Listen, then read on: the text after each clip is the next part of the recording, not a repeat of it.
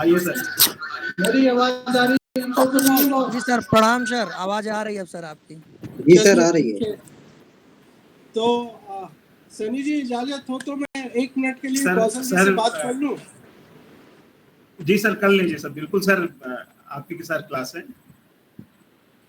सबसे पहले कौशल जी आपका बहुत बहुत स्वागत कि आप और हम चाहते ये थे कि आप हमारे इन स्टूडेंट्स के साथ भी ऑफलाइन मोड में बात करें, लेकिन परिस्थितियां कुछ ऐसी रहीं कि हम लोग ऑफलाइन मोड में नहीं बात कर पाए और उसकी वजह से दिक्कत ये हुई कि हम लोग जिस तरह से जो काम करना चाहते थे इस कोर्स वर्क के स्टूडेंट्स के साथ उतना नहीं कर पाए और आपने लगातार हमारे कोर्स वर्क के स्टूडेंट्स को स्पेशली स्टैटिस्टिक्स की जो किताबें हैं, जो कंटेंट है उस कंटेंट पर बहुत बातें की है और जो पीछे का जो हमें फीडबैक है वो फीडबैक भी ये मिला लगातार कि सर की क्लासेस से जो स्टैटिस्टिकल कॉन्सेप्ट की जो क्लैरिटी आती है वो या तो कौशल सर की क्लास से आती है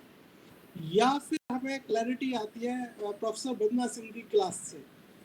लेकिन बंदना सिंह जी पहले कोर्स वर्क में ज़रूर रही, दूसरे कोर्स वर्क में नहीं रही, लेकिन आप जो है हमारे दोनों कोर्स वर्क में लगातार रहे और शायद इस बार की जो क्लास है वो हमारे इस तीसरे कोर्स वर्क के स्टूडेंट्स का जो वो कमी थी वो कमी को पूरा करने में मददगार साबित होगी। तो मैं आपका एक बार फिर से स्वागत करता हूं कि इस कोर्स वर्क को हम आप लोगों की ही वजह से चला पाते हैं इतने अच्छे ढंग से। तो मैं आपका स्वागत करता हूं और उम्मीद करता हूं कि अगले जो समय है उस समय में मेरे जो कोर्स वर्क के स्टूडेंट्स हैं वो और आप जो दोनों मिलकर जिस तरह की तलाश है इस क्लास में उन उद्देश्यों को प्राप्त करेंगे। एक बार फिर से स्वागत और धन्यवाद। Thank you sir, thank you for your nice words. Welcome sir. ये ऑफलाइन आना ड्यू है, ये बच्चे अभी कोर्स वर्क करने के बाद रहेंगे तो जब कभी भी ऑफलाइन आना होगा तो ये इनसे एक ऑफलाइन इंटरेक्शन ड्यू रहेगा।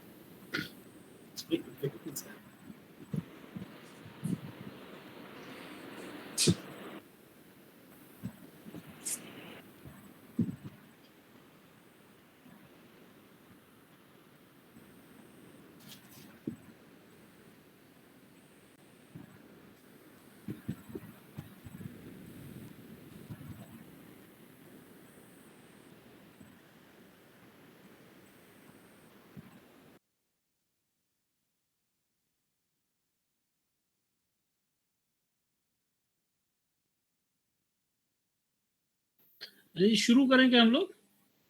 जी sir, yes sir, yes sir. Sir आप शुरू कर सकते हैं। Okay, thank you. कितने पार्टिसिपेंट्स हैं अभी हमारे पास इस वक्त इसमें?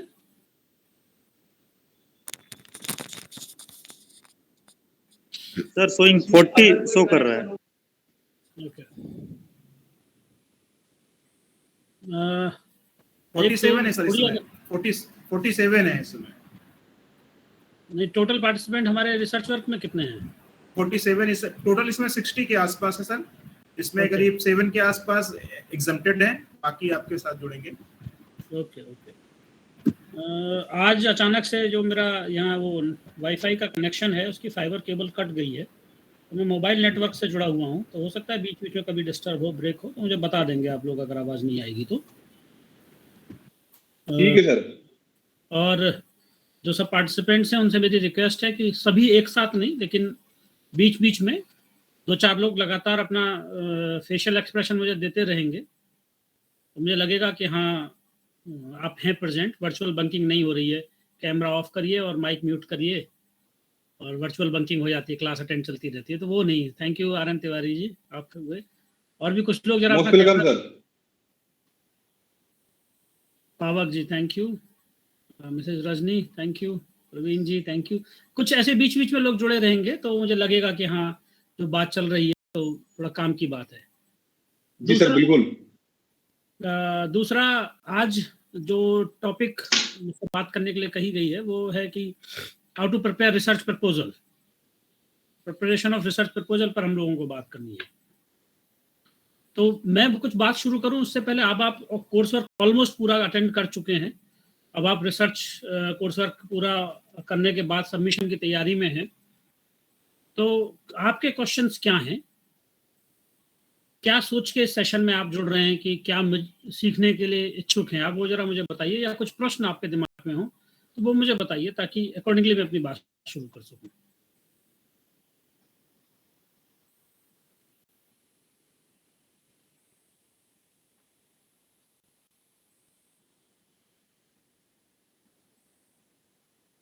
माइक अनम्यूट करिए अपना और बताइए, क्योंकि आपके पास अगर प्रश्न नहीं है तो सेशन का कोई मतलब है नहीं,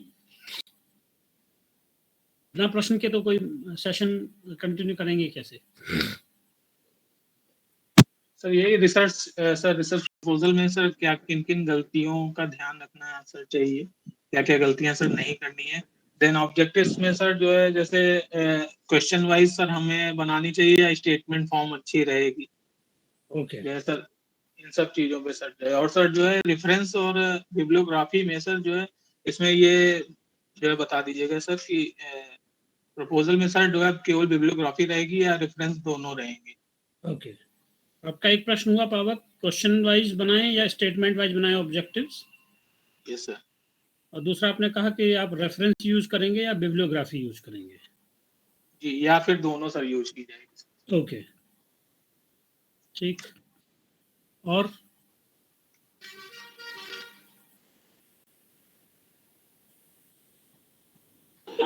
सर कभी कभी ये देखा जाता है कि ऑब्जेक्टिव्स नहीं दिखाए जाते हैं, तो क्या किसी यूनिवर्सिटी में शो होता है कि ऑब्जेक्टिव्स लिखना जरूरी है, या किसी में 6, 7, 8 ऑब्जेक्टिव्स डाल दिए जाते हैं, तो यूनिवर्सिटी टू यूनिवर्सिटी क्या ये वेरी करता है क्या, इस पे थोड़ा सा प्रकाश डाल दीजिए। ओके,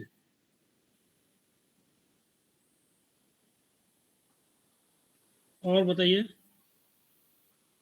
हिमांशु जी का प्रश्न हुआ। ओके, और बताइए, और क्या जानना चाहते हैं आप। Hello sir. जी सर, रिसर्च प्रपोजल और रिसर्च सिनॉप्सिस में क्या डिफरेंस होता है, या दोनों सेम होते हैं या कुछ डिफरेंस भी होता है। Okay, research proposal and research synopsis. Okay,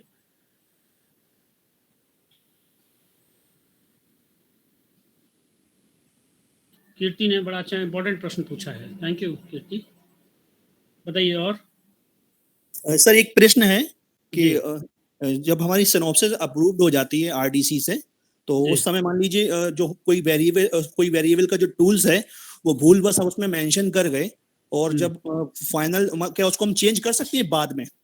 okay,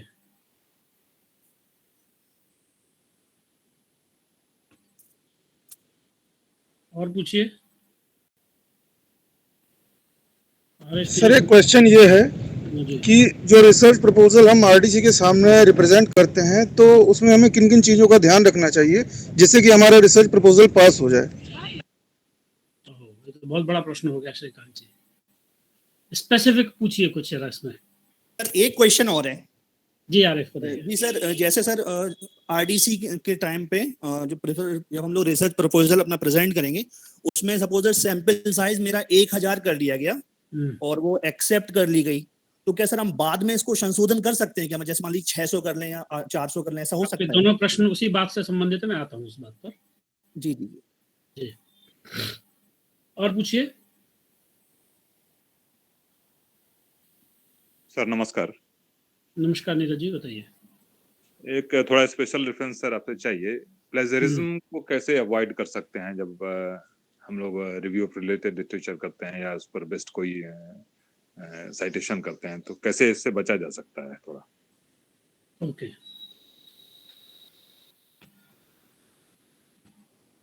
और पूछिए।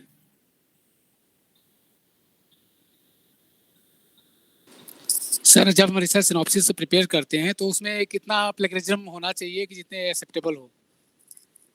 ओके,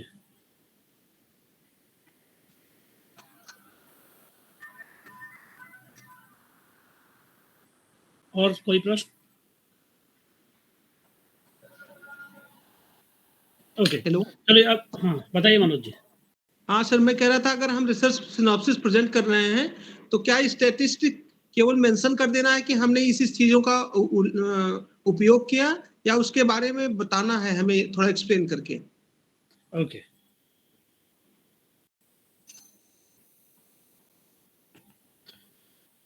ओके चलिए मैं अभी शुरू करता हूँ, फिर बीच बीच में आपके प्रश्न जो आएंगे तो बीच बीच में आपके प्रश्न लेता रहूंगा। आप मुझे वैसे बता सकते हैं या फिर इसमें चैट बॉक्स में भी लिख सकते हैं। 2-3 चीजों से पहले मैं शुरू करूं और डिस्क्लेमर 2-3, अभी फिर धीरे धीरे सब गायब हो गए 3 लोगों को छोड़ के कैमरे से। हमने रहते तो लगता है क्लास चल रही है, बने रहिए। ओके मैं तो चाहता ही था ऑफलाइन आप लोगों से बात करना, तो ऑफलाइन जैसी फील कम से कम वर्चुअल प्लेटफॉर्म पर आए। यस सर, ऑफलाइन होता तो और अच्छा रहता। नहीं ऑफलाइन ड्यू है, मैं बिना किसी एडिशनल चार्ज के, बिना किसी एडिशनल उसके, जब भी कभी आऊँगा कानपुर यूनिवर्सिटी तो मैं अतिरिक्त समय रखूंगा आप लोगों से बात करने के लिए। स्टैटिस्टिक्स के बारे में डिटेल बात करेंगे हम लोग फेस टू फेस, अगर आप लोग चाहेंगे तो। नहीं सर, देखिए सर बिल्कुल चाहते हैं। सबसे पहली महत्वपूर्ण बात यह है, नहीं अभी वादा करने का कोई मतलब नहीं, जब मैं आऊँगा तब। अभी तो कोई भी कह सकता है हम ध्यान रखेंगे, तब ध्यान रखेंगे उससे सिद्ध होगा, स्वयं सिद्ध होता है। ये पोस्टुलेट जैसी व्यवस्था है ये। ओके पहली बात मैं ये मान के आज आपसे बात करूंगा कि आप रिसर्च करना चाहते हैं। अब आप कहेंगे इसमें क्या नई बात? हम 2 तरीके से काम कर रहे होंगे, हम रिसर्च करना चाह रहे हैं या हम डिग्री लेना चाह रहे हैं किसी तरीके से, हमारे नाम के आगे डॉक्टर लग जाए। ठीक है, तो जो हम, और सच ये है कि अधिकांश संख्या दूसरे पक्ष में जाएगी, आज नहीं तो कल। जिनको डिग्री ले लेनी नहीं है उनके पास बहुत रास्ते हैं, बहुत व्यवस्थाएं हैं, उनके लिए ये सेशन नहीं है। लेकिन आप जानना चाहते हैं कि सचमुच में रिसर्च में कैसे काम किया जाता है, क्या चीजें हमको ध्यान में रखनी है, कैसे काम करें, तो उसके लिए ये सत्र काम करेगा। ठीक।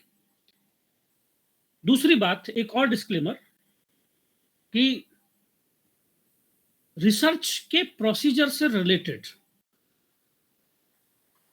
जैसे आपके प्रपोजल में स्टेप्स क्या होंगे, आप एक्स स्टेप पहले लिखेंगे या वाई स्टेप पहले लिखेंगे। आप में से उम्मीद है मुझे अधिकांश लोगों ने बीएड किया होगा, अधिकांश लोगों ने, सभी ने नहीं, कुछ एमए एजुकेशन वाले हो सकते हैं, लेकिन जिन्होंने भी बीएड किया होगा उन्होंने लेसन प्लान में ये डिबेट जरूर पाई होगी अपने इसमें। कोई टीचर कहता होगा लेसन प्लान ऐसे बनाओ, दूसरा टीचर कहता होगा नहीं लेसन प्लान ऐसे नहीं, ये कॉलम यहां रखो। और ये जो लेसन प्लान के फॉर्मेट के ऊपर बहस है, ये यूजलेस बहस है। पर्पस है प्लानिंग से, पर्पस है अपने कंटेंट को पर्पसफुली डिलीवर करने से, ताकि स्टूडेंट्स की लर्निंग इंश्योर हो सके।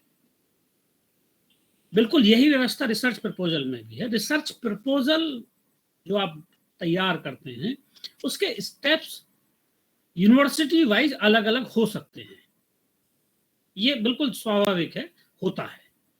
जैसे आप जो कॉमनली आप रिसर्च प्रपोजल के स्टेप्स पढ़ेंगे, या जो मैं आपसे बात कहूंगा, जब आप ICSSR के लिए फंडिंग के लिए रिसर्च प्रपोजल भेजेंगे प्रोजेक्ट के लिए, वो अलग स्टेप बताता है। ठीक, तो अलग अलग व्यवस्थाएं हैं अलग अलग विश्वविद्यालयों की। कुछ विश्वविद्यालय अपनी अलग से स्टेप्स डिफाइन करके रखते हैं फॉर्मेट। मुझे नहीं पता है छत्रपति शाहू जी महाराज कानपुर विश्वविद्यालय में क्या व्यवस्था है। अगर विश्वविद्यालय ने अपने कुछ स्टेप्स डिफाइन कर रखे हैं तो आपको उन्हीं स्टेप्स को फॉलो करना है। जो पर्पस है वो उन्हीं स्टेप्स के थ्रू सर्व हो जाएगा। आइडिया जो होगा, जो मैं आज आपसे बात करूंगा, वो उसमें फिट इन हो जाएगा। अगर नहीं किसी विश्वविद्यालय ने डिफाइन कर रखा है, तब फिर हमको किसी एक स्टैंडर्ड बॉडी का format through out the research follow करना चाहिए। जैसे एक एग्जांपल हम बहुत कॉमनली बहुत सारे विश्वविद्यालय फॉलो करते हैं एजुकेशन में, APA, American psychological association. APA का 8th एडिशन आज की डेट में आपके पास में है, रिसेंटली 8th एडिशन आ गया है उसका। तो आज की डेट में उसका 8th एडिशन में अगर आप APA फॉलो कर रहे हैं, आपके विश्वविद्यालय ने कोई स्पेसिफिक फॉर्मेट नहीं दे रखा है, कोई स्पेसिफिक स्टेप डिफाइन नहीं कर रखे हैं, तब आप APA फॉलो करिए, मेरा रिकमेंडेशन ये है। लेकिन फिर हर चीज में APA को ही फॉलो करिए, रेफरेंसिंग में भी उसी को फॉलो करिए, और चैप्टर राइटिंग में भी उसी को फॉलो करिए, डिजाइनिंग में भी उसी को फॉलो करिए, सब में फिर एक ही को थ्रू आउट द रिसर्च। अगर आप MLA फॉलो करते हैं, जो लैंग्वेजेज में कॉमनली फॉलो किया जाता है, MLA का मैनुअल, मॉडर्न लैंग्वेज एसोसिएशन, तो आप MLA फॉलो करिए, मिक्स मत करिए, अधकचरा मत करिएगा। आधा इसका फॉलो कर लिया, आधा उसका फॉलो कर लिया। शिकागो मैनुअल फॉलो करते हैं, शिकागो मैनुअल फॉलो करिए। यूनिवर्सिटी ने अपना दे रखा है तो प्राइमरीली आपको वही फॉलो करना है, ठीक। इसमें कोई डिबेट नहीं है, वो एक सिर्फ स्टैंडर्ड का तरीका, लिखने का तरीका। आपके यहाँ एक्स को ऐसे क्यों लिखना है, अंडरलाइन करना है, इटैलिक लिखना है, ये क्या रूल है, जो बना रखी है व्यवस्था उसको फॉलो करना है। इसमें कोई लॉजिक ऐसा आर्ग्यूमेंट नहीं है, लेकिन जब आप करें तो पूरा एक जैसा करें। ओके। दूसरी चीज, ये जो आपने एक आरिफ आपने जो प्रश्न पूछा था कि हम बाद में चेंज कर सकते हैं नहीं कर सकते, ये भी विश्वविद्यालय का अपना नियम होता है, कोई स्टैंडर्ड रूल नहीं है। आपके विश्वविद्यालय में क्या व्यवस्था है, अब वो जो भी है गलत है या सही है उस डिबेट में मैं नहीं पढ़ूंगा, लेकिन आपके विश्वविद्यालय में जो भी व्यवस्था है आप उसको फॉलो करिए। ये आपको अपने विश्वविद्यालय से पता करना होगा कि साहब आप बाद में चेंज कर सकते हैं नहीं कर सकते।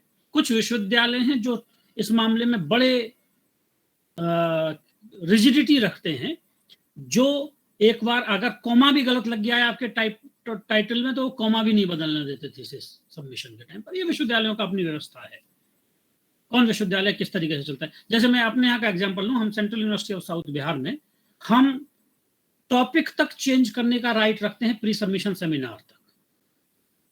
हम प्री सबमिशन सेमिनार काम करते करते बच्चे को लगा कि कुछ नई तरीके से किया जा सकता है इसको प्रेजेंट, और सुपरवाइजर अग्री कर रहा है, उसकी आरएसी रिसर्च एडवाइजरी कमेटी होती है 3 मेंबर्स की, अगर वो अग्री कर रही है तो डीआरडीसी में while the presenting pre submission seminar अगर बच्चा प्रपोज करता है कि सब मैं इसको इस तरह से कहना चाहता हूँ इस टाइटल को, वी अप्रूव इट।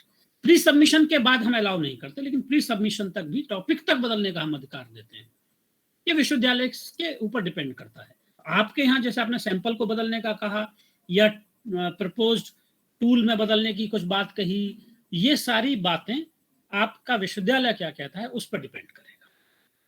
व्यक्तिगत तौर से मेरा पक्ष ये है कि फ्लेक्सिबिलिटी थोड़ी होनी चाहिए, लेकिन फ्लेक्सिबिलिटी का ये मतलब नहीं है कि आप प्रपोजल में केयरलेस हो, दो अलग अलग बातें। फ्लेक्सिबिलिटी की आड़ में आप प्रपोजल में केयरलेस नहीं हो सकते। फ्लेक्सिबिलिटी इस सेंस में होती है वो कि आपको फील्ड में पहुंचने के बाद जो आपने रिव्यू के बेसिस पर एनालाइज किया था, एक्सपेक्ट किया था, प्रेडिक्ट किया था, फील्ड में मीनवाइल सिचुएशंस बदल गई। जैसे आपने कोविड से जस्ट पहले कोई प्रपोजल दिया और डेटा कलेक्ट करने के टाइम पे कोविड का फेज जा चुका, आईसीटी की लिटरेसी का मामला चेंज हो गया इस बीच में अचानक से। जो टूल्स ऑनलाइन प्लेटफॉर्म्स को यूज करने का जो एक फियर था, जो एक एटीट्यूड था लोगों का, that has been changed drastically during the period, covid period. अभी आपकी चीजें कुछ अलग तरीके से बदल सकती हैं, तो आपके पास एक रैशनल है, एक लॉजिक है कि सब मैं इसलिए बदल रहा हूं क्योंकि चीजें बदल गई। तो अगर किसी तर्क के साथ, तथ्य के साथ आप किसी बदलाव को प्रस्तावित कर रहे हैं, जैसे मान लीजिए आपने कोई टूल प्रपोज किया था कि आप उस टूल को अडॉप्ट करेंगे, बाद में उस पब्लिशर ने या टूल के कॉपीराइट ओनर ने कह दिया कि साहब हम इस टूल का अडॉप्टेशन का राइट आपको नहीं देते, you will have a sufficient proof कि साहब देखिए उसने मना कर दिया, मैं क्या करूं, तो I have to develop my own. इस तरह के चेंजेस अगर किसी रैशनल पर हैं, किसी लॉजिकल ग्राउंड पर हैं, तो एक्सेप्ट होने चाहिए। मैं व्यक्तिगत राय कह रहा हूँ, विश्वविद्यालय का नियम अपनी जगह पर सर्वोपरि है उस मामले में, ठीक है। तो आरिफ जो आपने प्रश्न पूछा उसका उत्तर ये हुआ कि आप विश्वविद्यालय के नियम को जरा उस बारे में देख लें, ठीक है। तीसरा मैं बात करूं जो कीर्ति ने प्रश्न पूछा कि what is the difference between research proposal and research synopsis. Technically we are talking about research proposal. Synopsis का मतलब होता है किसी भी चीज का एक छोटा समराइज्ड रूप। दरअसल जिसको हम एब्स्ट्रैक्ट बोलते हैं वही सिनॉप्सिस भी है। एक ट्रेलर जो होता है वो काइंड ऑफ सिनॉप्सिस होता है। तो इसीलिए आप कभी देखें कि एपीए की गाइडलाइंस को, स्टाइल मैनुअल को अगर आप देखें, उसने कहीं वर्ड यूज नहीं किया है सिनॉप्सिस। जॉन डब्ल्यू बेस्ट की बुक को आप देखें, जो बहुत कॉमनली फॉलो करते हैं, बेस्ट एंड कान की किताब को, उसने कहीं वर्ड यूज नहीं किया synopsis. They always used word proposal. Indian context में हम लोग कॉमनली यूज कर देते हैं synopsis, otherwise technically correct word is proposal. We are proposing something. Okay, I hope Kirti आपकी इस बात का उत्तर मिलता है। Yes sir. नीरज जी, जो आपने कहा कि प्लेजरिज्म को कैसे अवॉइड करें? आप जेन्युइनली अपना लिखिए, ऑटोमेटिकली प्लेजरिज्म अवॉइड हो जाएगा। कहीं से चोरी मत करिए, प्लेजरिज्म नहीं होगा। बहुत सिंपल सा उसका तरीका है। ROL भी रिव्यू ऑफ रिलेटेड लिटरेचर से रिलेटेड आपने स्पेशली पूछा। रिव्यू ऑफ रिलेटेड लिटरेचर भी कहीं से कॉपी पेस्ट करने के लिए नहीं होता है। मैं आऊंगा उस स्टेप पर अभी। अब तो शुक्र है कि आप थोड़ा सा अब बाद की जनरेशन में रिसर्च कर रहे हैं, वरना हम लोग जब आज से 18-20 साल पहले रिसर्च करते थे, तब उस वक्त एक बड़ा चलन था बुच सर्वे, MB बुच साहब के सर्वे। तो लोगों को लगता था कि पूछो किससे, कहाँ से रिव्यू किया है, बोले बुच सर्वे से। Buch survey were not meant for reviewing literature, they were kind of directory कि फला चीज आपको कहाँ मिलेगी, टेलीफोन डायरेक्टरी जैसा मामला था उसका। मैं आऊंगा अभी रिव्यू वाली पॉइंट पर, जब पहुंचूंगा तब मुझे जरा इस प्रश्न को बताइएगा एक बार फिर से, तो फिर हम इसके बारे में बात करेंगे। देखिए टोटल जो आइडिया है, अब हम बात करेंगे कि प्रपोजल हमको बनाना कैसे है, क्या क्या चीजें उसमें रखनी है, क्या क्या चीजों पर ध्यान देना है। रिसर्च प्रपोजल हमारा बेसिकली एक ऐसा डॉक्यूमेंट है जो हम कहना चाह रहे हैं कि साहब देखिए मैं ये काम करना चाहता हूं, इसको मैं ऐसे करूंगा, मैं इसलिए करना चाहता हूं, मैं इसमें ये काम करूंगा, मैं ये काम क्यों करूंगा, मैं इसको कैसे करूंगा और क्या उम्मीद है मुझे इससे। ये सारे प्रश्नों का उत्तर आपके रिसर्च प्रपोजल से आता है। मैं क्या करना चाहता हूं, क्यों करना चाहता हूं, कैसे करना, उसमें क्या करना चाहता हूं, स्पेसिफिक कैसे करना चाहता हूं उसको, उससे क्या उम्मीद है होने की। ये सब प्रश्नों के उत्तर आपके रिसर्च प्रपोजल से आने चाहिए। ठीक, चूंकि आप भविष्य की बात कर रहे हैं तो आपका प्रपोजल हमेशा फ्यूचर टेंस में होता है। Research report commonly past tense में होती है, क्योंकि आप किए हुए काम को रिपोर्ट कर रहे होते हैं, जिसको आप थीसिस बोलते हैं। लेकिन आपका प्रपोजल हमेशा फ्यूचर टेंस में होगा, आप भविष्य के लिए प्रपोज करते हैं। और इन सब प्रश्नों का उत्तर, अब हेडिंग्स कैसे भी हों, इन सब प्रश्नों का उत्तर आपके रिसर्च प्रपोजल में मिलना चाहिए। कैसे? जैसे आप ये कहना चाहते हैं कि साहब मैं कोई वर्क आप प्रपोज कर रहे हैं, तो जो पहला हेडिंग, जो ब्रॉड हेडिंग जिसको मैं कह रहा हूं, वो होता है बैकग्राउंड ऑफ द स्टडी। अब आपके यहां हो सकता है हेडिंग का नाम बैकग्राउंड ऑफ द स्टडी ना हो, आपके यहां हो सकता है इंट्रोडक्शन से शुरुआत होती है ना।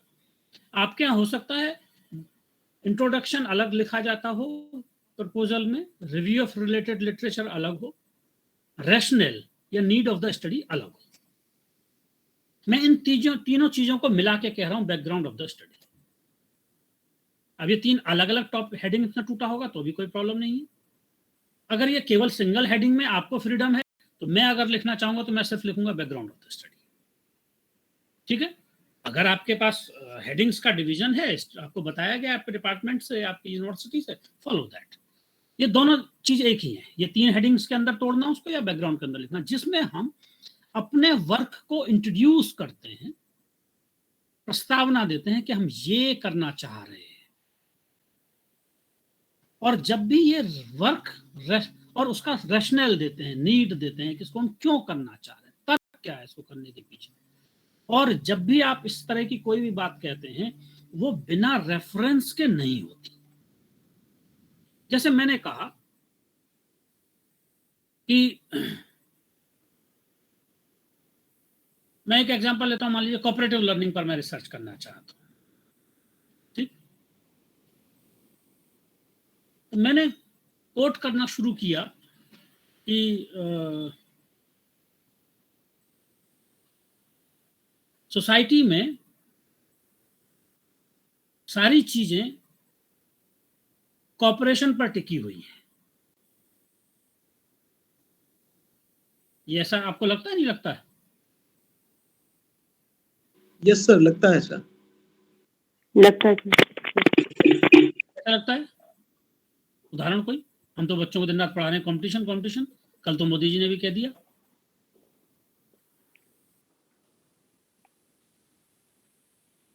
ब्रॉडर एम ये है कि सर इसी कंपटीशन से हम ज्यादा एलिजिबल कैंडिडेट ढूंढ पाएंगे जो सोसाइटी के डेवलपमेंट में कोऑपरेट करेंगे एक दूसरे को। हाँ। अपने अपने वो कंपटीशन जो है वो इनिशियल लेवल पर है बेटर को चूज करने के लिए, लेकिन ultimately they have to cooperate. लेकिन अब मैं जब इस बात को कहता हूं कि सोसाइटी में कोऑपरेशन प्राइमरी वैल्यू है, ये बात सिर्फ मेरे कहने से नहीं चलेगी। I need a reference for it. Synopsis जिसको आप कहते हैं या प्रपोजल जिसको आप कहते हैं, वो बड़ा क्रिस्प फॉर्म में लिखा जाता है। क्रिस्प फॉर्म से मेरा मतलब है कि अगर आप 2 लाइन लिख रहे हैं तो हो सकता है उसमें 10 रेफरेंस आए। ठीक है, ऐसे कौन कौन से लोग रहे हैं जो इस बात को, जैसे मैंने कहा कि मोंटागो ने इसको बड़ा आर्ग्यू किया है, और कई सारे लिटरेचर, कई सारे ऐसे थिंकर्स रहे हैं जिन्होंने कॉर्पोरेशन को बड़ा अहमियत दी है। अपने फील्ड से रिलेटेड जो चीज मैं जानूंगा तो उनका रेफरेंस दूंगा जिस एरिया में मैं काम करना चाहता हूं। मान लीजिए मैंने कहा कि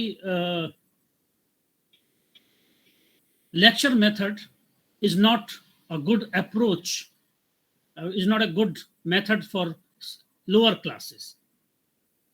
लेक्चर मेथड आप सभी जानते हैं कि लेक्चर मेथड शुरू की छोटी क्लासेस में यूज नहीं करना चाहिए, लेकिन ये बात रिसर्च के डॉक्यूमेंट में, चाहे वो प्रपोजल हो चाहे वो थीसिस हो, सिर्फ इतना लिखने से नहीं चलती। We all know that research lecture method is not good for lower classes. नहीं, इसके साथ मुझको एकेडमिक तर्क चाहिए। एकेडमिक तर्क का मतलब है कि उसका कुछ लोगों ने जो रिसर्च करके सिद्ध किया होगा कि हाँ ये सही नहीं, कुछ higher certified authority of knowledge, जो एस्टेब्लिश्ड ऑथर्स हैं, एस्टेब्लिश्ड वर्कर्स हैं उस फील्ड के, जिन्होंने सिद्ध किया होगा कि लेक्चर मेथड बहुत बेहतर नहीं है, हमको दूसरे मेथड्स पर जाना चाहिए, तो मैं उनको कोट करूंगा।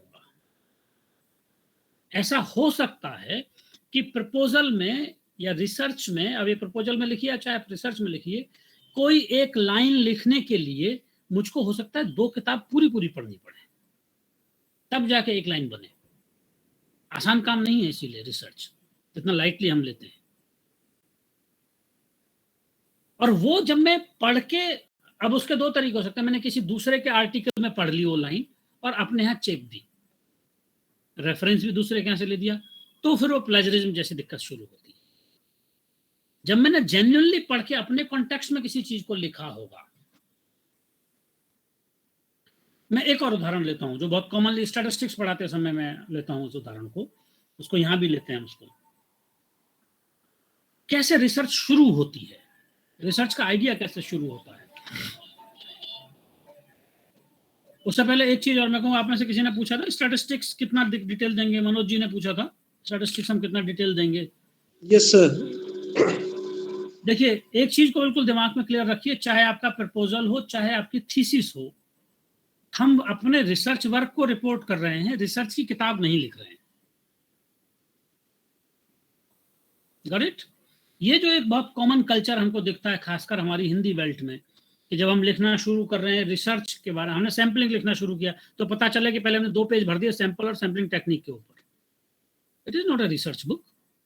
जो भी उस थीसिस को पढ़ रहा होगा, वो आप जो भी पीएचडी वर्क करते हैं, वो एक आम आदमी के लिए नहीं होता है जनरली। आम आदमी का मतलब इम्प्लीकेशन से है। आपकी थीसिस की डिटेलिंग वही आदमी पढ़ता है जो उस फील्ड में काम कर रहा होता है, और जो उस फील्ड में काम कर रहा है तो वो जानता है सैम्पलिंग क्या चीज है। तो ना मुझे सैम्पलिंग डिफाइन करने की जरूरत है, ना मुझे सैम्पलिंग के टेक्निक्स और टाइप्स बताने की जरूरत है। मैं सीधी सी बात कहूं, इन माय रिसर्च फला टेक्निक हैज बीन यूज्ड, खत्म। और अगर मैं प्रपोजल में लिख रहा हूं, in my work this stratified random sampling technique will be used to collect sample from the population, बस इतनी एक लाइन बहुत है। अगर मैं कह रहा हूं कि स्ट्रेटिफाइड, तो स्ट्रेटिफाइड क्यों है, कौन से स्टेटा उसमें बट रहे हैं, उसका तर्क और दे दूं। ठीक, मैं अभी स्टेप बाय स्टेप उन सब चीजों पर आऊंगा, तो मैं थोड़ा सा कंफ्यूजन आपके रिसर्च के जो होंगे उनको भी अभी देख लूंगा बीच में। पर्पस ये है कि हमको सिर्फ जो मैं कर रहा हूं मुझे वो लिखना है, बाकी डिटेलिंग नहीं, बाकी रिसर्च की किताब पढ़े जिसको पढ़ना है। बिल्कुल उसी तरीके से स्टैटिस्टिक्स मैं अगर यूज करने जा रहा हूं टी टेस्ट, तो to and compare the difference between this group and this group, T test will be used, that's all. ज्यादा से ज्यादा मैं ये कर सकता हूं कि जो टी के डिफरेंट तरीके हैं, एंड टू कैलकुलेट टी एसिडी will be calculated using formula to independent large groups. ये अलग अलग है ना टी के, एसिडी आप निकालते हैं, इंडिपेंडेंट ग्रुप अलग अलग निकालते हैं, कोरिलेटेड ग्रुप्स अलग निकालते हैं, कोरिलेटेड में भी अलग अलग कंडीशन है, one group pre test post test design है, two group matched for mean and SD है, group matched matching by pairs है, अनकोरिलेटेड ग्रुप्स हैं, स्मॉल ग्रुप हैं, लार्ज ग्रुप है, सबके फॉर्मूले अलग अलग हैं टी में। तो आप कौन सा वाला यूज करें वो बता दीजिए। T test, and in this T test एसिडी will be you calculated using this formula, बस। और ज्यादा से ज्यादा देना चाहते हैं उस फॉर्मूले को नीचे दे दीजिए किसी बुक के रेफरेंस से, according to Garrett the formula to calculate this value is this, बस। इससे ज्यादा नहीं, ना ही इससे ज्यादा आपको सिनॉप्सिस में देने की जरूरत है प्रपोजल में, ना ही इससे ज्यादा आपको थीसिस में देने की जरूरत है। ओके, चलो वापस आते हैं। एक रिसर्च शुरू कैसे होती है, वहां से आपको प्रपोजल बनाने का भी आइडिया मिलेगा। कोई भी रिसर्च शुरू कैसे होती है, आप ऐसे समझिए, प्याजे का नाम सुना है सभी ने? यस सर, किसने सुना है? प्याजे का नाम किसने सुना है? संज्ञानात्मक विकास की थ्योरी दिया था। ओके, और उन्होंने उसी थ्योरी में एक कॉन्सेप्ट दिया था लर्निंग से रिलेटेड, जो कहता है कि इक्विलिब्रियम, डिसइक्विलिब्रियम, इक्विलिब्रियम, याद है?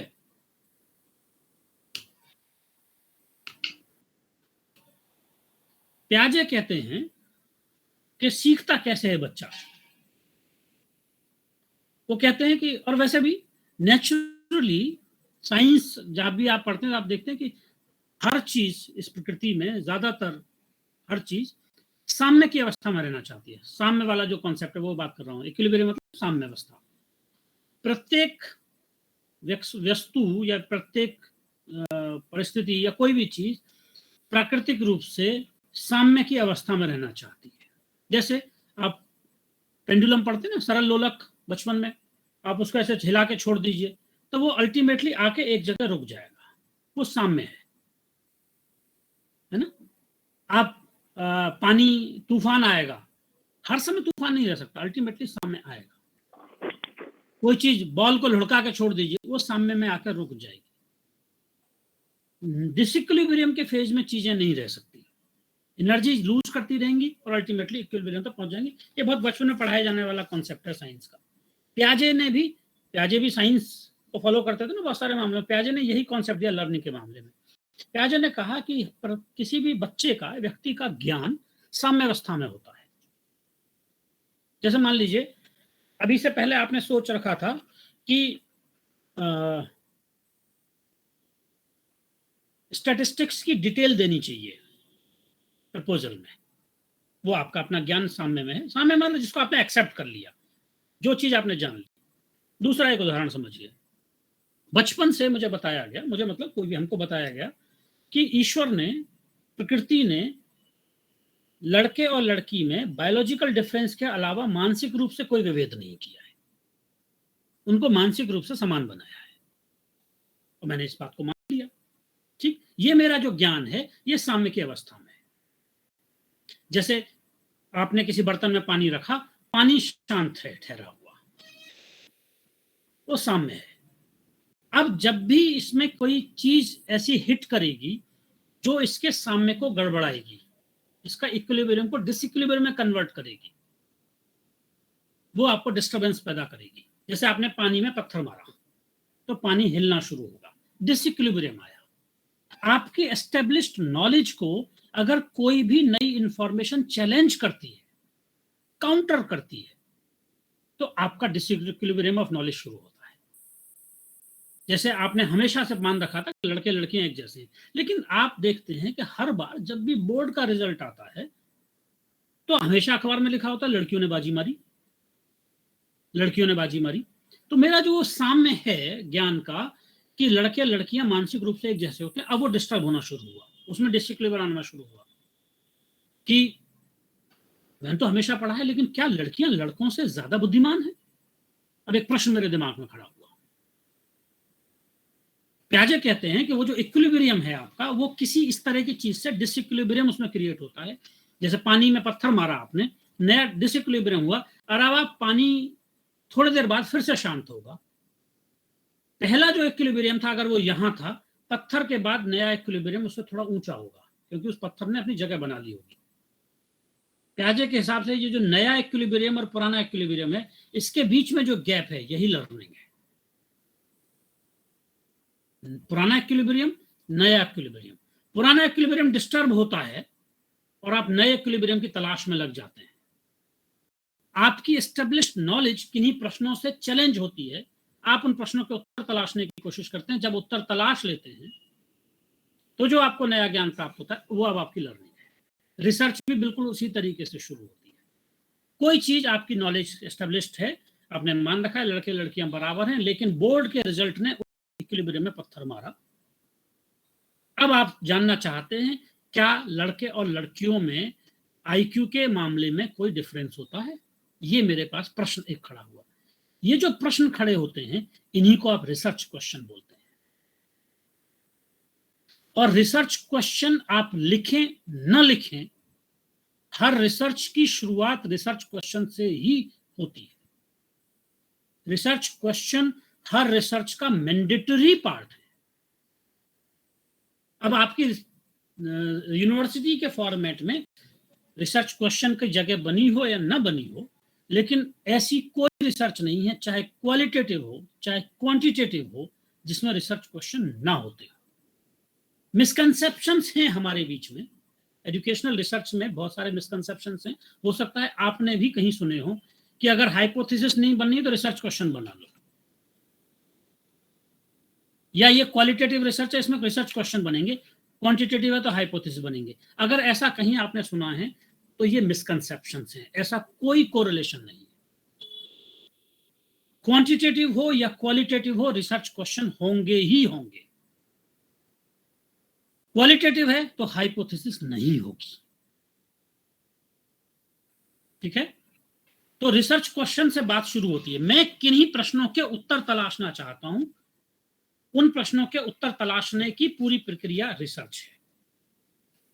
अब उन प्रश्नों का बैकग्राउंड क्या है, उनको मैं लिखूं। मैंने शुरुआत की कि ईश्वर ने लड़के और लड़कियों में, बॉयज और गर्ल्स में मानसिक रूप से कोई भिन्नता नहीं की है। लेकिन जब मैं ये बात कह रहा हूं तो बेशक मैंने बचपन से सुनी है, लेकिन मुझे इसके लिए एविडेंस चाहिए। एविडेंस का मतलब होता है आपकी लैंग्वेज में रेफरेंस। तो मुझे किसी बायोलॉजिकल साइंटिस्ट या किसी भी व्यक्ति का, एक व्यक्ति, दो व्यक्ति, चार व्यक्ति का रेफरेंस चाहिए जो ये सिद्ध कर चुके हैं कि मानसिक रूप से ईश्वर ने कोई अंतर नहीं किया। ठीक, फिर मैं साथ में तर्क दूंगा, लेकिन समाज में होने वाली एकेडमिक परफॉर्मेंसेस में लड़कियां लड़कों से ज्यादा बेहतर परफॉर्म कर रही हैं। अब मैं रेफरेंस दूंगा मेरे बोर्ड के रिजल्ट का। अखबार में आई हुई खबरें भी मेरा रेफरेंस होती है।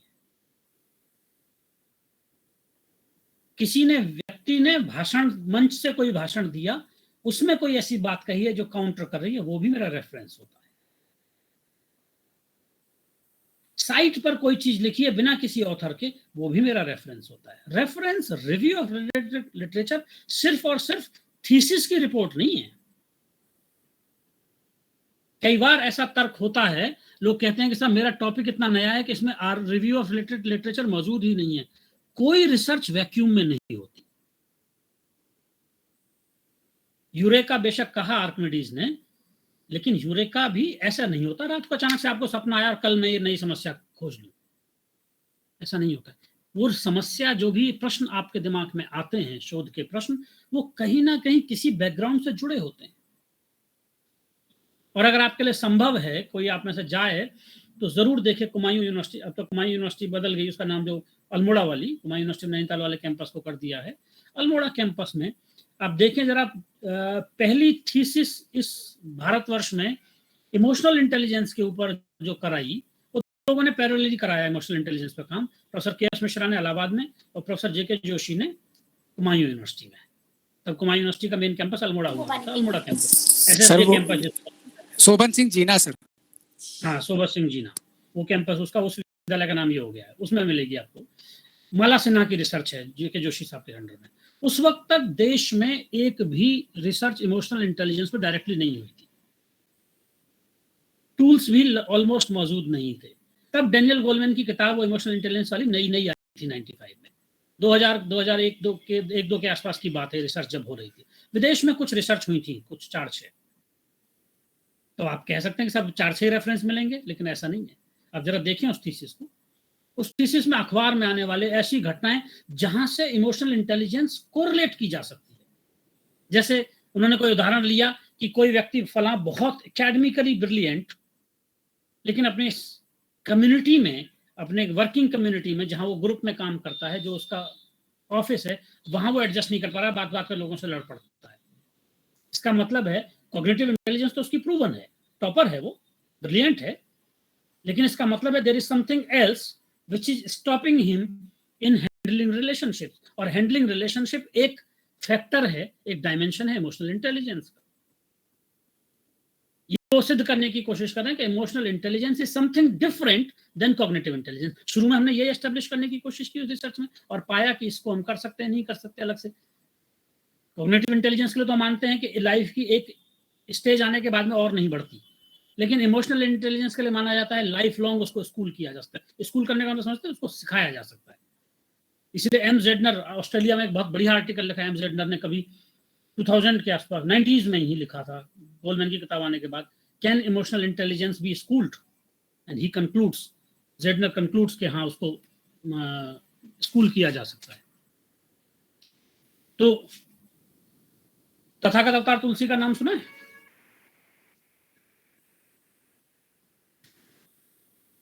नहीं सर। इस कंट्री में सबसे कम एज में हाई स्कूल करने का रिकॉर्ड किसका है?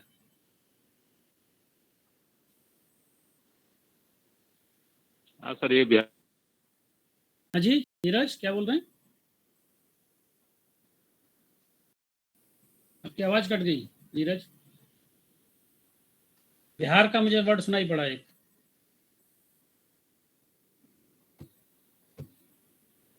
जी सर, ये बिहार का ही।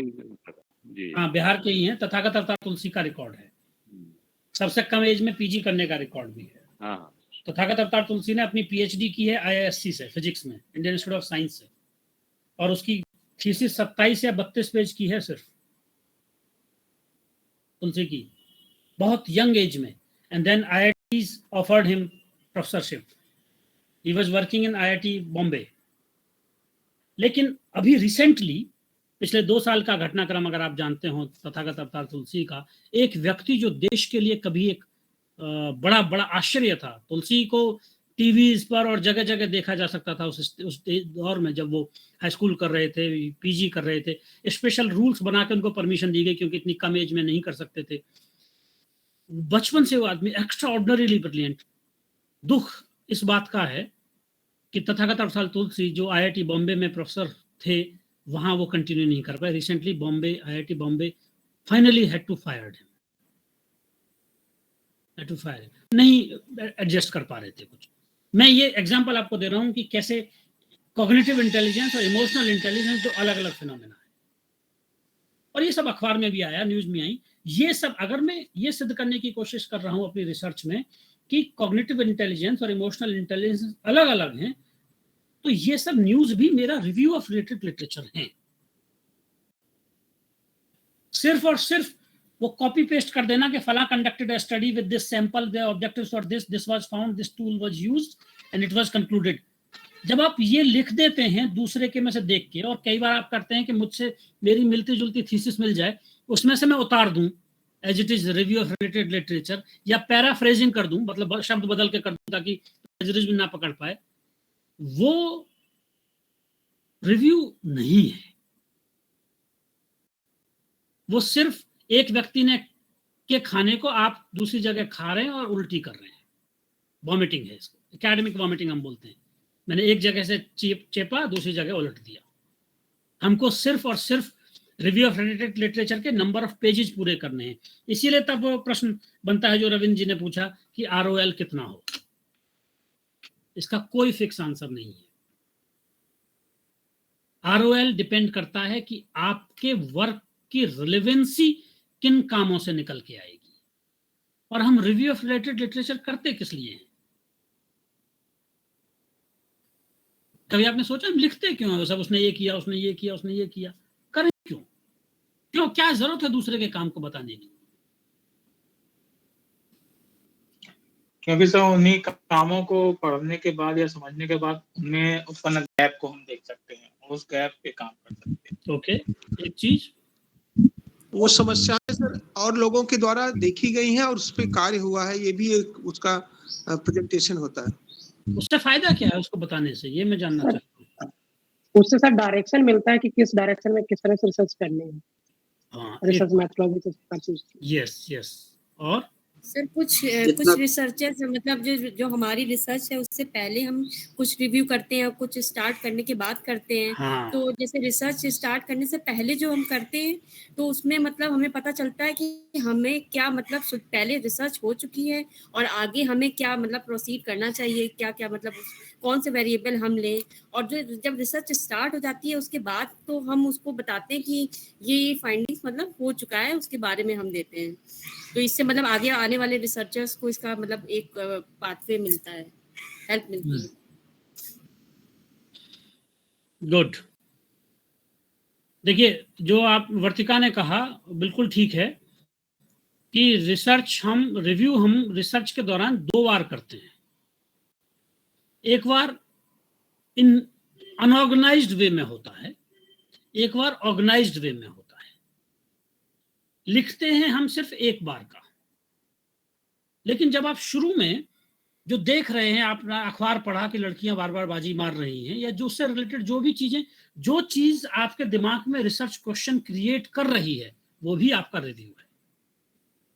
तब आप बहुत सारी चीजें पढ़ रहे होते हैं। कई बार आप क्या कर रहे होते हैं कि जर्नल पढ़ रहे हैं लाइब्रेरी में बैठ के, लोगों ने जो रिसर्च वर्क कर रखे हैं, आप एक्स आर्टिकल भी पढ़ रहे हैं, वाई आर्टिकल भी पढ़ रहे हैं, जेड भी पढ़ रहे हैं, ये जर्नल भी पढ़ रहे हैं, वो जर्नल भी पढ़ रहे हैं, मैगजीन पढ़ रहे हैं, और लोगों के वर्क पढ़ रहे हैं, थीसिस पढ़ रहे हैं, नॉर्मल अपनी नॉलेज गेन के लिए। कुछ वर्क है, कोई वर्क है जो आपको अट्रैक्ट करता है कि मैं यहाँ रुक जाऊं, इसमें जरा और जानूं, मेरा इंटरेस्ट वहां कैच होता है, यार इसमें ये किया इन्होंने और क्या मिला होगा, तो मैं उससे रिलेटेड और वर्क ढूंढता हूं, मैं नैरो डाउन कर रहा हूं अपनी सर्च को।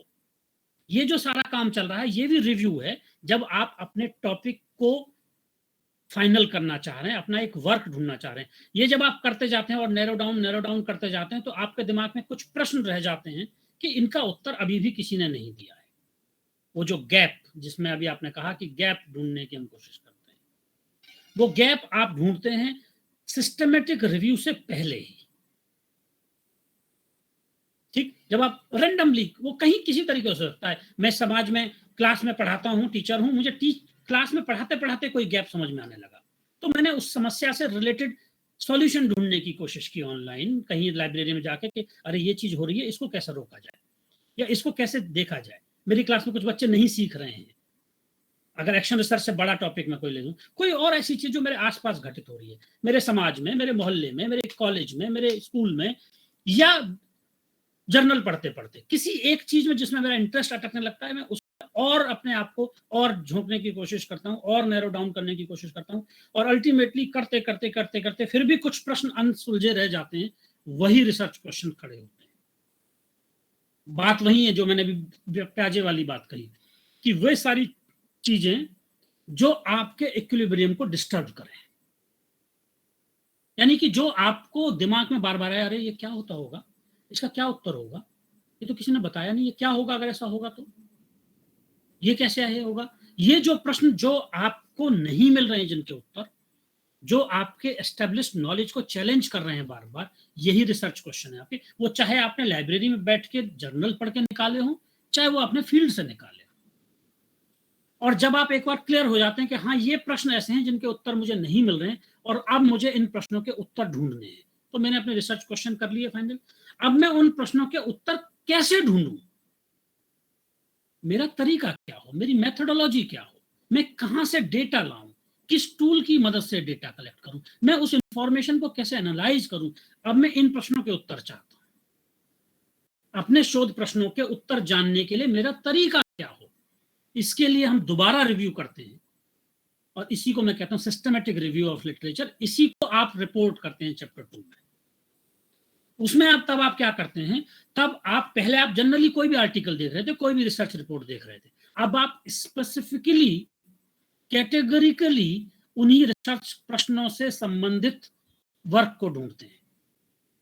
मान लीजिए आपने ढूंढा कि मैंने कोऑपरेटिव लर्निंग पर तय करना शुरू किया, तो अब मैं किसी और प्रोजेक्ट मेथड टीचिंग पर या किसी और डिस्कवरी मेथड टीचिंग पर बात नहीं कर रहा हूं, मैं कोऑपरेटिव लर्निंग मेथड के ही आर्टिकल्स ढूंढूंगा। और कोऑपरेटिव लर्निंग मैंने उसमें भी कुछ पर्टिकुलर वेरिएबल्स अगर आइडेंटिफाई कर लिए मेरे रिसर्च क्वेश्चन में, तो कोऑपरेटिव लर्निंग और उस वेरिएबल से रिलेटेड आर्टिकल्स को ढूंढूंगा। अब जो मैं ढूंढूंगा तो मैं कुछ प्रश्नों के उत्तर तलाशने की कोशिश करूंगा अपने रिव्यू ऑफ रिलेटेड लिटरेचर में। ठीक है, क्या प्रश्न के उत्तर होंगे वो कि मेरा रिसर्च का डिजाइन क्या हो,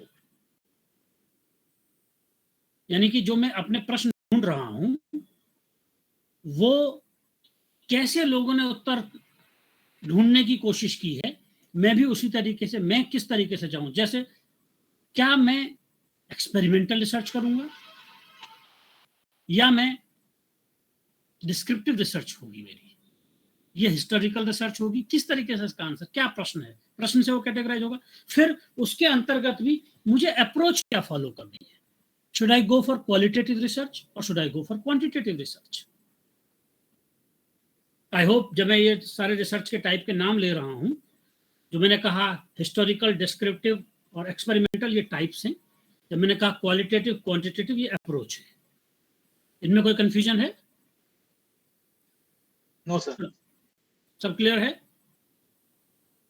yes sir. Okay, yes sir. Cause and effect किसमें एस्टेब्लिश करते हैं हम? एक्सपेरिमेंटल में सर। Experimental sir. अच्छा, क्या सिगरेट पीने से कैंसर होता है? मैं ये जानना चाहता हूँ। ये एक्सपेरिमेंटल रिसर्च है? Yes sir. नहीं sir, facto research sir expose factor. तो एक्सपेरिमेंटल तो आप कर भी नहीं सकते, ऐसा थोड़ी करेंगे आप किसी व्यक्ति को सिगरेट पिला के देखें, बोलो कैंसर हो रहा है नहीं हो रहा है। यस सर, ये नहीं करेंगे ना। Expose factor. एक्सपोज फैक्टर तो एक्सपेरिमेंटल नहीं होती, या होती है? सर होती है। कौन बोला? No, it's type of descriptive. नहीं सर, नहीं होते। एक्सपोज फैक्टर कौन सी रिसर्च के अंतर्गत आती है? क्वांटिटेटिव। अप्रोच की बात नहीं कर रहा हूँ मैं, टाइप। मात्रात्मक। Non experimental sir. Non experimental कौन सा टाइप है? मैंने तो 3 ही टाइप लिए, historical, descriptive, experimental. Sir descriptive descriptive आती है sir. Ex post factor descriptive research के अंतर्गत आती है, जिसको आप कॉजल कंपैरेटिव भी कहते हैं, एक्सपोस्ट फैक्टर। ठीक, और कॉज एंड इफेक्ट, इसलिए जब आपने आंसर दिया कॉज एंड इफेक्ट एक्सपेरिमेंटल में एस्टेब्लिश होता है, वो इनकम्प्लीट आंसर है। कॉज एंड इफेक्ट एक्सपेरिमेंटल में भी एस्टेब्लिश होता है और एक्सपोस्ट फैक्टर में भी एस्टेब्लिश होता है। डिफरेंस दोनों में ये है कि एक्सपेरिमेंटल में आप आंसर देते हैं व्हाट विल हैपन इफ, क्या होगा यदि मैं आज कुछ करूं, कल उसका प्रभाव क्या होगा। कल से मेरा मतलब है फ्यूचर, 1 सेकंड बाद भी फ्यूचर है, 1 दिन बाद भी फ्यूचर है, 1 साल बाद भी फ्यूचर है, लेकिन इफेक्ट अभी है, प्रेजेंट में। मैनिपुलेशन, इफेक्ट फ्यूचर में है, मैनिपुलेशन प्रेजेंट में है। जबकि एक्सपोस्ट फैक्टर में मैनिपुलेशन हो चुका होता है, कारण घट चुका है पास्ट में, प्रभाव आज है वर्तमान में। एक्सपेरिमेंटल में कारण वर्तमान में है, प्रभाव भविष्य में है। एक्सपोस्ट फैक्टर में कारण भूत में है, प्रभाव वर्तमान में है। ये अंतर है। इसलिए जब आप जो बहुत सारे वेरिएबल्स पढ़ते हैं ना, एक होता है ऑर्गेनिज्मिक वेरिएबल, ये जो एक्सपेरिमेंट इंडिपेंडेंट वेरिएबल्स के बहुत सारे टाइप होते हैं ना। एक होता है ट्रीटमेंट वेरिएबल, नाम सुना है ना treatment variable? Yes sir. Treatment variable ex post facto में नहीं होता। क्योंकि आप कोई ट्रीटमेंट दे ही नहीं सकते, ट्रीटमेंट ऑलरेडी दिया जा चुका है, हो चुका है। इसलिए ट्रीटमेंट एक्सपेरिमेंट में तो होता है, ट्रीटमेंट वेरिएबल इंडिपेंडेंट वेरिएबल दोनों में होगा, एक्सपेरिमेंटल में भी और एक्सपोस्ट फैक्टो में भी। लेकिन इंडिपेंडेंट वेरिएबल का एक जो टाइप है ट्रीटमेंट वेरिएबल, वो सिर्फ एक्सपेरिमेंटल रिसर्च में होगा, एक्सपोस्ट फैक्टो में नहीं होगा। क्योंकि ट्रीटमेंट वेरिएबल उस वेरिएबल को आप बोलते हैं जिसको एक्सपेरिमेंटर या रिसर्चर मैनिपुलेट करता है, रेगुलेट करता है। आप एक्सपेरिमेंटल में मैनिपुलेशन कर सकते हैं, एक्सपोस्ट फैक्टो में नहीं कर सकते। तो इसलिए ट्रीटमेंट वेरिएबल टाइप वाला, ट्रीटमेंट वेरिएबल जो इंडिपेंडेंट वेरिएबल का एक टाइप है, वो एक्सपोस्ट फैक्टो में होता ही नहीं, है ना। खैर, तो हमारी कौन सी टाइप की रिसर्च है, मैं क्या अप्रोच फॉलो करूं, मेरी पॉपुलेशन क्या हो, पॉपुलेशन में से मैं सैंपल कितना लूं, ठीक, मैं सैंपलिंग की टेक्निक कौन सी यूज करूं, मैं कौन सा टूल यूज करूं डेटा गैदरिंग के लिए, मैं वेरिएबल्स को कैसे डिफाइन करूं अपने इसमें, ऐसे कौन से एक्सटर्नियस वेरिएबल्स हैं जो कि मेरे रिजल्ट्स को प्रभावित कर सकते हैं, उनसे कैसे बचा जाए, और कुछ ऐसी गलतियां जिनको बचाया जा सकता है अपनी रिसर्च में, जो बाकी लोगों ने कर दी हो, मैं अपने में ना करूं, प्लस बाकी लोगों ने क्या वर्क रिकमेंड किया है फ्यूचर में करने के लिए, मेरा वर्क उस कैटेगरी में आ रहा है नहीं आ रहा। ये सारी चीजों के उत्तर मैं तलाशता हूं रिव्यू ऑफ रिलेटेड लिटरेचर करते समय। और एक बहुत बड़ा काम होता है हाइपोथेसिस फ्रेम करने का। रिव्यू ऑफ रिलेटेड लिटरेचर के बेसिस पर ही अगर आप क्वांटिटेटिव अप्रोच फॉलो कर रहे हैं तो आपका रिव्यू ही बताता है कि आप हाइपोथेसिस कैसी बनाएंगे। जब मैं पूछ रहा हूं हाइपोथेसिस कैसी बनाएंगे, इससे मतलब क्या है इस बात का? दिशात्मक होगी या दिशात्मक होगी? यस। और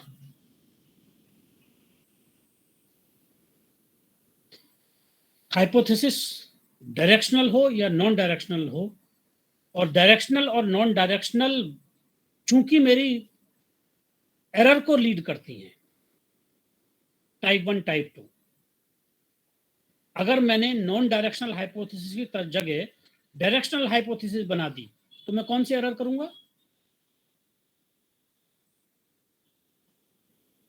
सर वन टेल टेस्ट हो जाएगा। वन टेल टेस्ट हो जाएगा, बिल्कुल। एरर कौन सी होगी? अल्फा।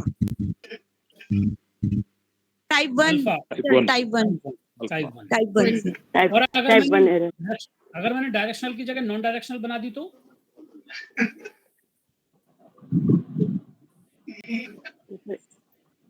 एरर नहीं होगी सर, ऐसा तो संभव ही नहीं है। एरर 1 और एरर 2 दोनों एक दूसरे के साथ कॉम्बिनेशन में चलती है, एक घटेगी तो दूसरी बढ़ेगी, खत्म कभी नहीं होती, मिनिमाइज किया जाता है उनको। तब टाइप 2 होगी सर। नल हाइपोथेसिस में क्या बोल रही है श्वेता? सर कह रहे और नल हाइपोथेसिस में? नल हाइपोथेसिस तो हम बनाते ही नहीं रिसर्च में। सर टेस्टिंग तो उसी की होती है। टेस्टिंग उसकी होती है, लेकिन हम बनाते कहाँ रिसर्च में? हम तो रिसर्च हाइपोथेसिस बनाते हैं, नल हाइपोथेसिस कहाँ बनाते हैं? ये हुआ का डिसइक्विलिब्रियम। अब आपने कहा कि नल हाइपोथेसिस, मैंने कहा नल हाइपोथेसिस बनाते ही नहीं, आपकी एस्टैब्लिश्ड नॉलेज चैलेंज हो गई। हम नल हाइपोथेसिस नहीं बनाते रिसर्च में, रिसर्च हाइपोथेसिस बनाते हैं। रिसर्च हाइपोथेसिस की जांच के लिए हमको नल हाइपोथेसिस की जरूरत पड़ती है। आई होप आप समझते हैं दोनों में अंतर। Yes sir, thank you sir. Yes sir. क्या अंतर है सर? अंतर ये आएगा कि अगर नल हाइपोथेसिस एक्सेप्ट या रिजेक्ट होती है, देन हमारी नेक्स्ट अल्टरनेटिव सर हमारी एक्सेप्ट या रिजेक्ट होगी। ओके, इंटरडिपेंडेंट रहेगी। एक और कंकड़ मारता हूँ आपके ठहरे हुए पानी में। दलाल मूवी का गाना याद आ रहा है ना, ठहरे हुए पानी में कंकड़ न मार। एक और कंकड़ मारता हूँ। आपने कहा कि नल हाइपोथेसिस एक्सेप्ट या रिजेक्ट होती है। Null hypothesis is never accepted. Null hypothesis हम बनाते ही हैं रिजेक्ट करने के लिए, नेवर एक्सेप्टेड। अब आप कहेंगे ये क्या होता है? सर डिफरेंस नहीं आएगा तो फिर वो भी हम एक्सेप्ट नहीं करते। खिचड़ी पकेगी अभी। Null hypothesis is either rejected or we fail to reject it. या तो हम उसको अस्वीकृत करते हैं या अस्वीकार करने में फेल होते हैं। हम उसको स्वीकार नहीं करते। आप कहेंगे दोनों में एक ही तो बात है, नहीं। इंग्लिश ग्रामर के हिसाब से दोनों एक बात हो सकती है, फेल टू रिजेक्ट और एक्सेप्ट, लेकिन स्टैटिस्टिक्स के हिसाब से तो अलग अलग चीजें हैं। ईदर वी रिजेक्ट इट और we fail to reject it. Null hypothesis, we never accept it. अगर दोनों में डिफरेंस नहीं आया है और अगर आप लिख दें कि नल हाइपोथेसिस इज एक्सेप्टेड, आपने कुछ का कुछ कर दिया। कहेंगे ये क्या हुआ? इंटरेस्टेड होंगे तो इस टॉपिक पर बात कर लेंगे। अभी थोड़े से स्टेप्स हो जाएं फिर बात कर लेंगे। Okay sir. ओके, इसलिए आप देखिए कोई भी अच्छी किताब रिसर्च की अगर आप देखें, जॉन डब्ल्यू बेस्ट अगर आपके सामने रखी हो, जरा खोल के देखिए चैप्टर 11 उसका, जो इन्फरेंशियल स्टैटिस्टिक्स वो पढ़ा रहा है, जहाँ टाइप 1 टाइप 2 की टेबल बनाई है। आपको दिखाता हूँ जरा क्विकली, अभी ऑनलाइन ही दिखा देता हूँ। 1 सेकंड का समय दीजिए, अभी दिखाता हूँ आपको।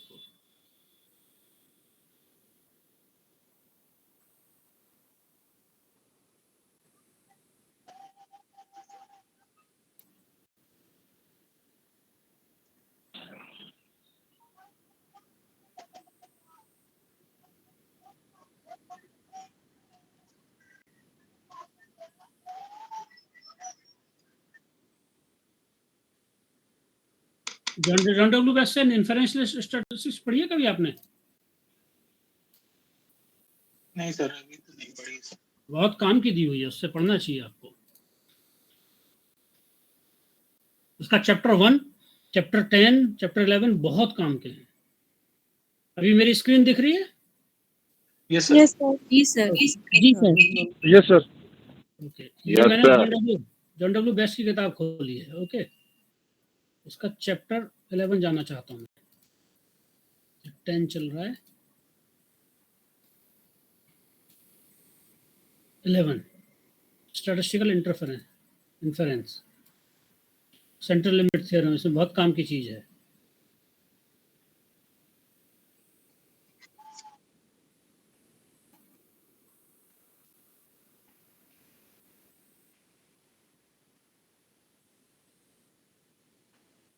ये आपको टी की कहानी भी उन्होंने लिखी है, टी टेस्ट कैसे बना था।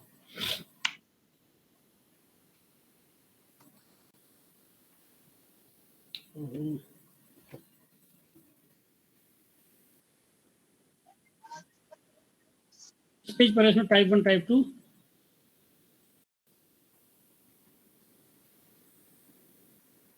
अनोवा पर आ गए हम लोग।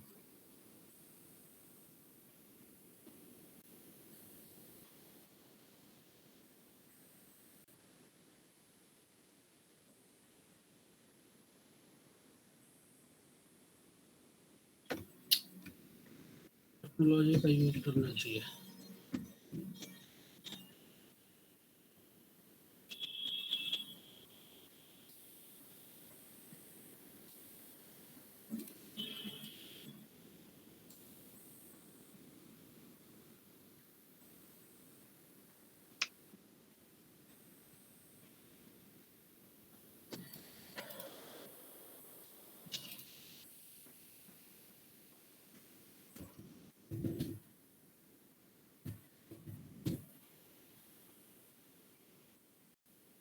$410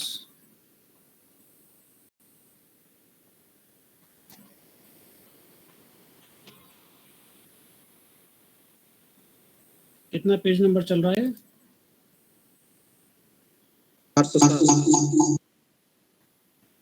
406।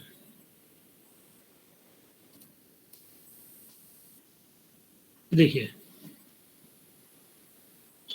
ये लिख रहे हैं टाइप 1 टाइप 2 एरर बता रहे हैं। ये यहां से the researcher decides decision making, the researcher decide based on the statistical finding to reject the null hypothesis. Okay, correct decision.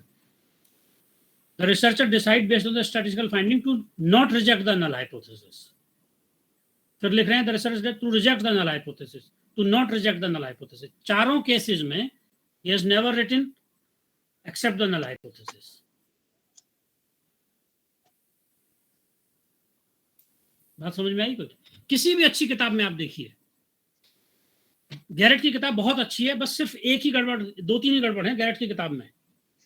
एक तो उन्होंने कोटा सैंपलिंग अलग तरीके से डिफाइन किया है, थोड़ा सा वो एक्सेप्टेबल नहीं है गैरेट की किताब में। दूसरा, उन्होंने एक जगह वर्ड यूज कर दिया है H0 इज एक्सेप्टेड टेबल बनाते समय। अदरवाइज किसी भी स्टैंडर्ड किताब में आप देखिए, they do not use term accepted. Null hypothesis मैं बताऊंगा उसका रीजन क्या है, क्यों नहीं करते हम। वी रिजेक्टेड और we fail to reject it. Okay, तो मैं बात कर रहा था रिव्यू ऑफ रिलेटेड लिटरेचर की। तो उसके बेसिस पर हम डिसाइड करते हैं कि हम जो अपनी रिसर्च हाइपोथेसिस बनाएंगे, नल नहीं, जो हम अपनी रिसर्च हाइपोथेसिस बनाएंगे वो डायरेक्शनल हो या नॉन डायरेक्शनल हो। और जब रिसर्च हाइपोथेसिस की बात आती है तो रिसर्च हाइपोथेसिस हम बनाते, रिसर्च में हम रिसर्च हाइपोथेसिस बनाते हैं, and research hypothesis is an affirmative statement.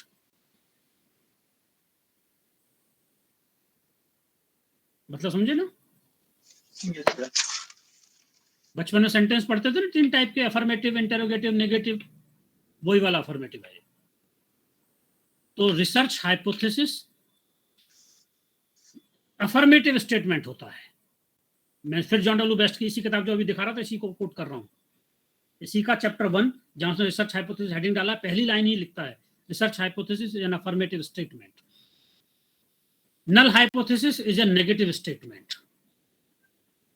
Research hypothesis और नल हाइपोथेसिस अलग अलग चीजें इसलिए। And we do not frame null hypothesis, we frame research hypothesis in research, that is compulsorily an affirmative statement. दूसरी बात, कहीं कहीं ये कंफ्यूजन हो सकता है, कुछ लोग कहते हैं कि क्या हम हाइपोथेसिस क्वेश्चन फॉर्म में बना सकते हैं? No, never, because it will become interrogative sentence, पहली बात। दूसरी बात, common sense, research hypothesis is a tentative solution to the problem,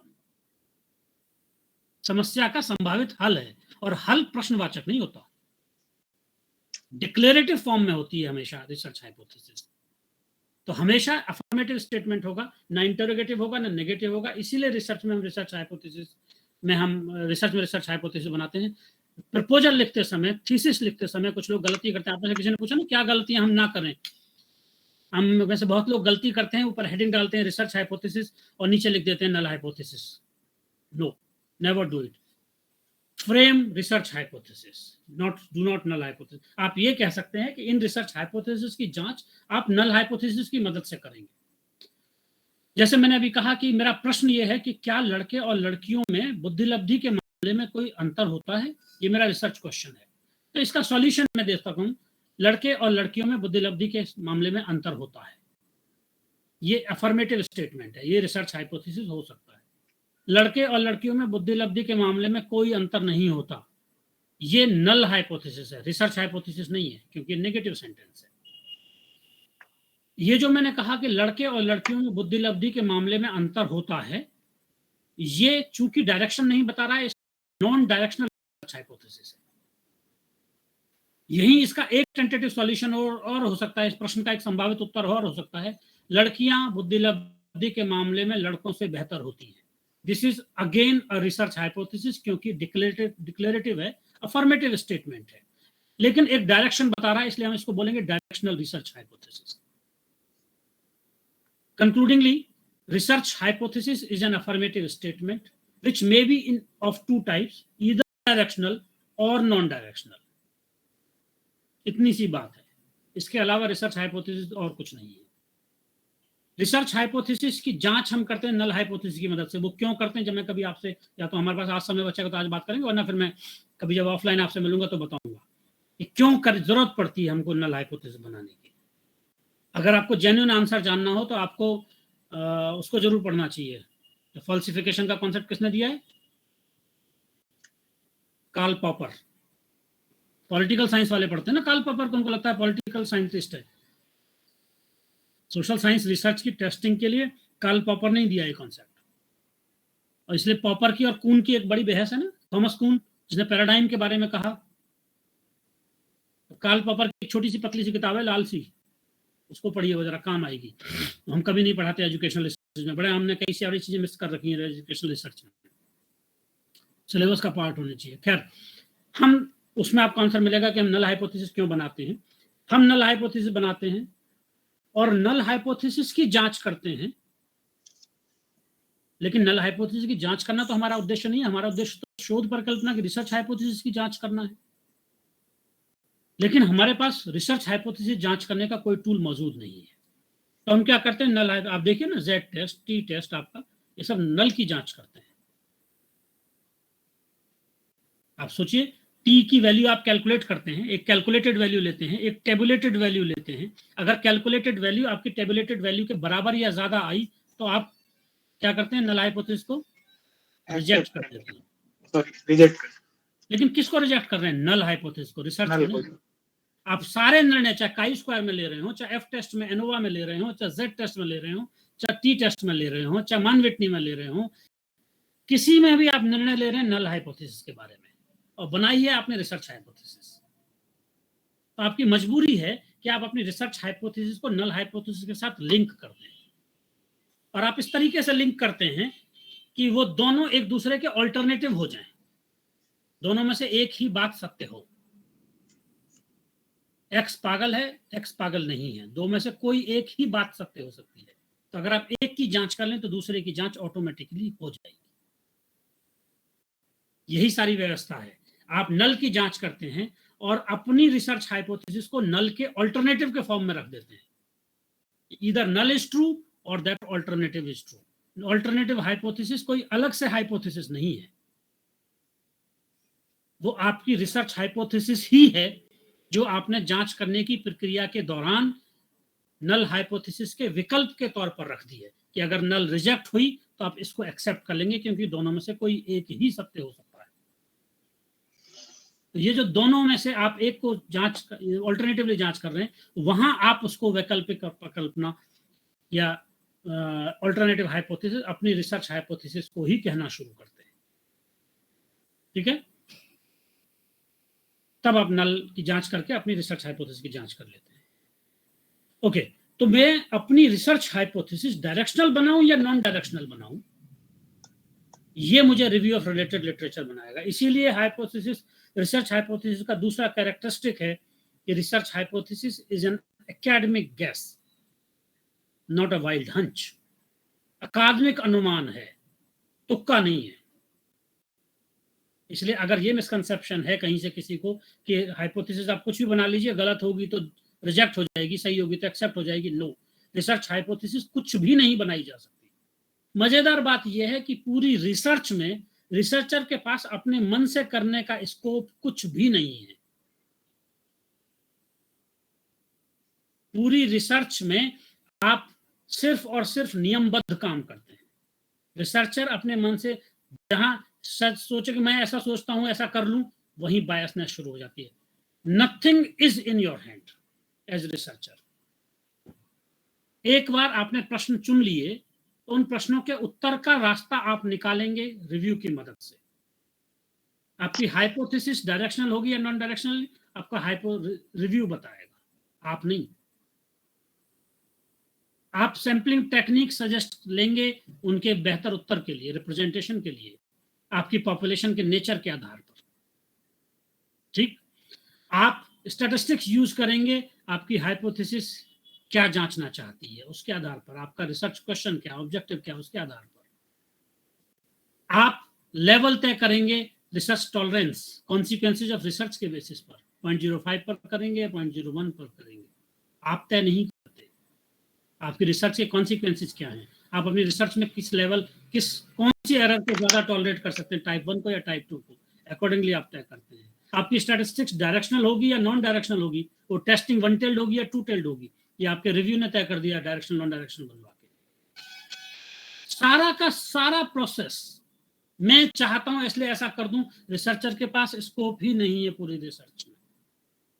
सारी की सारी चीजें डिसाइडेड हैं, एक दूसरे से लिंक्ड हैं, एकेडमिकली एक दूसरे से जुड़ी हुई है। इसलिए रिसर्च में रिसर्चर के पास थोड़ा बहुत फ्रीडम है, वो भी तर्क के साथ, जब आप अपनी फाइंडिंग्स को एक्सप्लेन कर रहे होते हैं। तब आप फाइंडिंग्स को एक्सप्लेन करते समय, मान लीजिए एस्टेब्लिश्ड नॉलेज के काउंटर में आपकी फाइंडिंग जा रही है,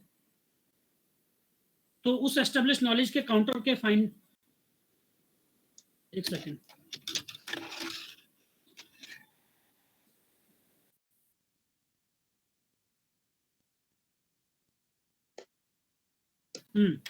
उस एस्टेब्लिश नॉलेज के अगेंस्ट आपकी फाइंडिंग रही है, तो आप कारण बताते हैं ऐसा क्यों हुआ। ठीक, ऐसा क्यों हो रहा है आपकी रिसर्च में, इस कारण को जब आप बताते हैं तब उस सिचुएशन में आप एक्सप्लेन करते हैं जो आपको रिसर्च के दौरान एक्सपीरियंस हुआ होगा। तब वहां आपको अपने शब्दों में कहने की स्वतंत्रता है, अपने मन की बात कहने की स्वतंत्रता भी नहीं है। जो आपने ऑब्जर्व किया होगा, जो आपने रियलाइज किया होगा ड्यूरिंग द रिसर्च, तब आप उस तर्क के साथ एक्सप्लेन कर सकते हैं कि साहब ऐसा हुआ, इसलिए ये फाइंडिंग्स आ रही हैं। उतनी ही फ्रीडम है रिसर्चर के पास, इससे ज्यादा नहीं है। शुरू से आखिर तक कहीं भी किसी भी चैप्टर में कोई फ्रीडम नहीं है इसके अलावा रिसर्चर के पास। आप चीजें फिक्स्ड फॉर्मेट में लिखते हैं। ठीक है, ओके। तो वापस आते हैं, हमने कहा कि हम बैकग्राउंड लिखना शुरू करते हैं अपने प्रपोजल में शुरुआत में, कि ये जो मेरा रिसर्च के जो क्वेश्चन है ये कहाँ से ओरिजिन हो रहे हैं, इससे रिलेटेड लोगों ने क्या काम कर रखा है, गैप क्या है, और इस काम को मैं क्यों करना चाहता हूँ, उसकी जरूरत